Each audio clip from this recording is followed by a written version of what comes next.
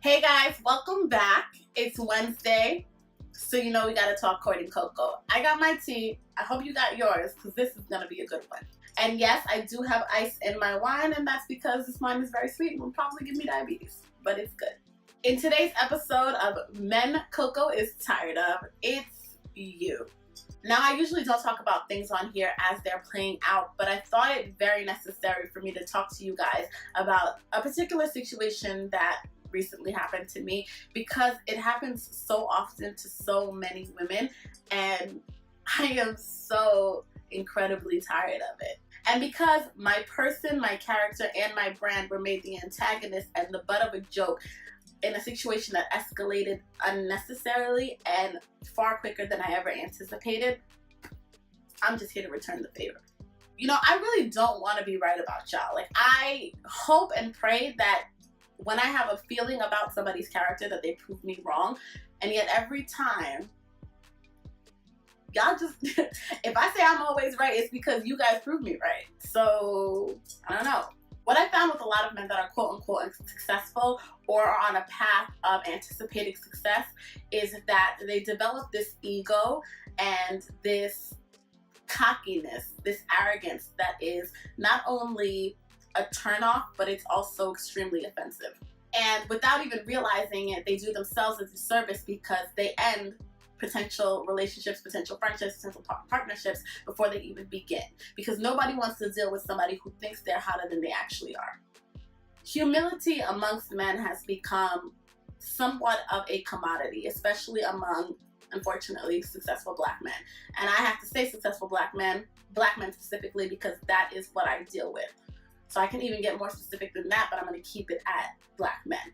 So I don't want anybody to feel offended or feel like I'm targeting you, but I'm speaking on what I know only. And of course, this is not a generalization. I am not saying this about all black men. I'm not saying this about all successful black men. I'm saying this about a small majority. And what I'm really speaking about is the kind of man who has a conversation with a woman about something that is important, a topic that she and he, both parties, are passionate about, a topic that both parties are showing interest in. And when the conversation begins to shift not in their favor, they start to claim or make claims about the woman's intentions or about the way the woman decides to express her point of view. I begin to speak very passionately about whatever it is my point is, as do you, but all of a sudden my expression is crying. All of a sudden it's, oh, here she is crying again about this. Oh, now you mad. Why you mad? Why you getting all worked up?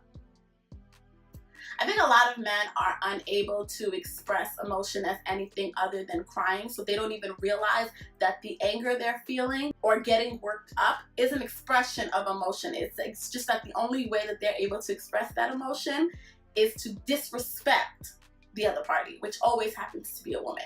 Because you'll never find that in a situation where two men are having a conversation that you'll say the man is crying, or, oh, why are you getting so worked up, or why are you acting like this, why are you being so extra? It's only when the woman is arguing with you, and it's usually when she's making a valid point. The second thing about these men is that their perceived success in their minds usually makes them God. The kind of man who thinks that he has cracked the code on life, on financial success, on dealing with people, on influence, on anything really. The kind of man who constantly feels like he needs to teach women something. The kind of man who believes that by providing some motivation or some encouragement, he can change a woman's path and be responsible for her success. No. We've been doing it before you got here. We're going to continue to do it after you leave. I just find I'm so tired of this kind of man. I'm so tired of misogynistic, egotistical, elitist, offensive, disrespectful, demeaning, condescending, cocky, arrogant, asinine, mansplaining little boys. I've always been the type of person to take myself and what I do very seriously. I'm an artist. I'm sensitive about my ish. Okay? And the typical behavior of these type of men is to publicly disrespect you, to attack you at your most vulnerable and most precious points, and then privately apologize. Let me tell you something. Public disrespect and private apologies do not mix. And it's never a downright apology where it's, I'm sorry for saying these things, I'm sorry for doing these things. It's always like a, I am sorry you feel that way, and I was just kidding. And all of these excuses as to why you shouldn't feel the way you feel, because there was no problem with the initial action. The problem is in your reaction.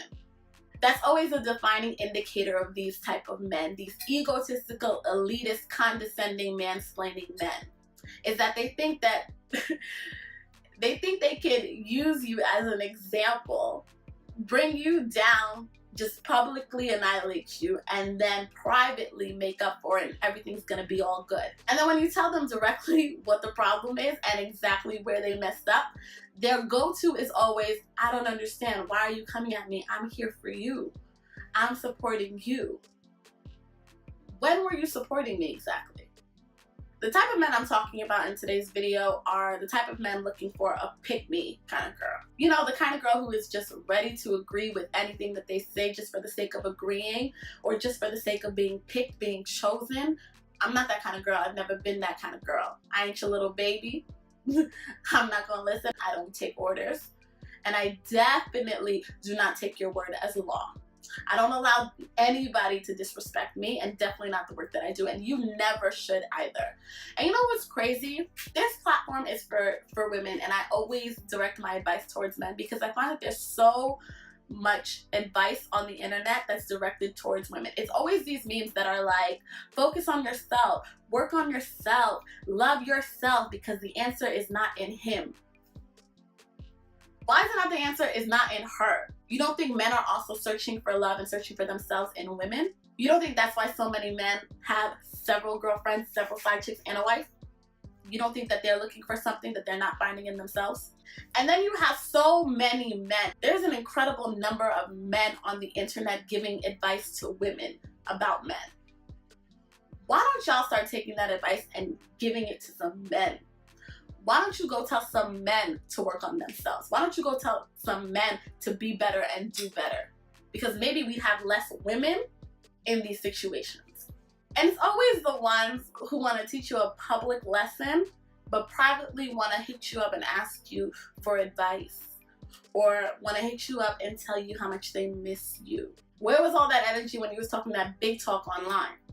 Let me give you a little advice. Before you ever try to come into my house, in my space, and teach me something, remember, I'm the Cocoa Goddess. The Cocoa Goddess. And don't you ever forget that. Love hurts, but arrogance will get you embarrassed. And of course, I gotta share with you guys this week's wine of the week. This one is by Morad Winery, and it's their passion fruit wine, and it's made entirely of the finest passion fruit grown in Israel. Check it out.